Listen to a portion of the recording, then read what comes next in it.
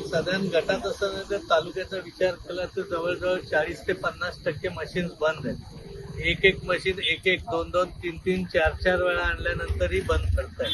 त्यामुळे हे खूप म्हणजे लोकांमध्ये पण त्यामुळे शक्यतो वातावरण या निमित्ताने निर्माण होतं. असं कधी कुठच्या इलेक्शनला झालं नव्हतं की एवढी मशीन बंद पडण्याची. आता ह्याच कॉलनीच्या बूथचा जर तुम्ही सांगायचं झालं तर किमान 50 लोक हे गाडीची रिझर्वेशन आणि सगळ्या गोष्टीमुळे आज पुण्याने मुंबईला परत निघून गेले आणि हा त्यांचा मतदानाचा हक्क या अनागोदी कारभारामुळे झालेला आहे.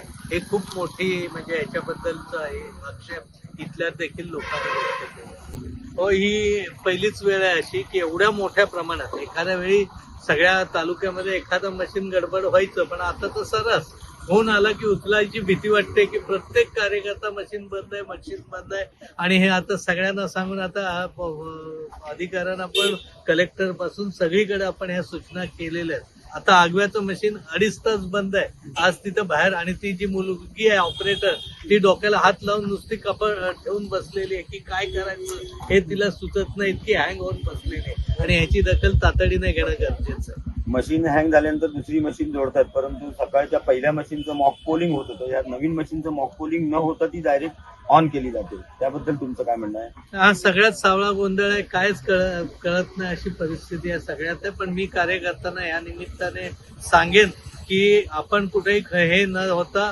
जास्तीत जास्त मतदान करून घेण्याकडे आपलं लक्ष ठेवा. नाही, ही बाब अतिशय गंभीर आहे. खरं तर बाबासाहेब आंबेडकर घटनाकार यांनी संविधानाच्या माध्यमातून टाटा बिर्लाला देखील एक मत आणि फुटपाथवरच्या भिकाला देखील एक मत, या मताची किंमत अमूल्य आहे, याची किंमतच नाही.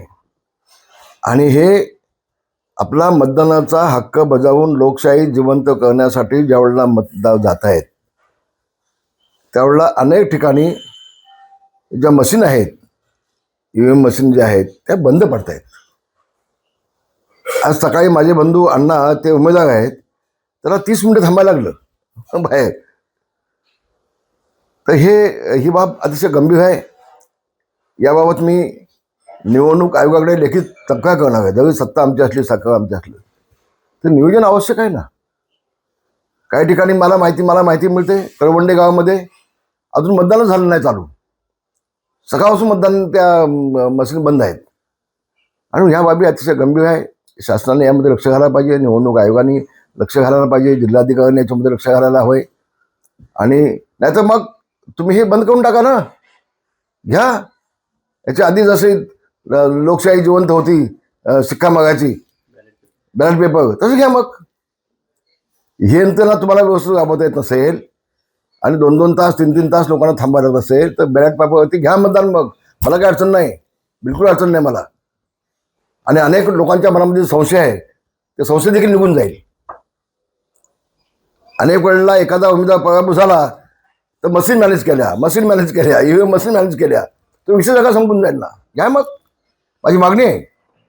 नाहीतर मग किमान ह्या EVM मशीन बंद पडणार नाहीत, याची दक्षता घ्या.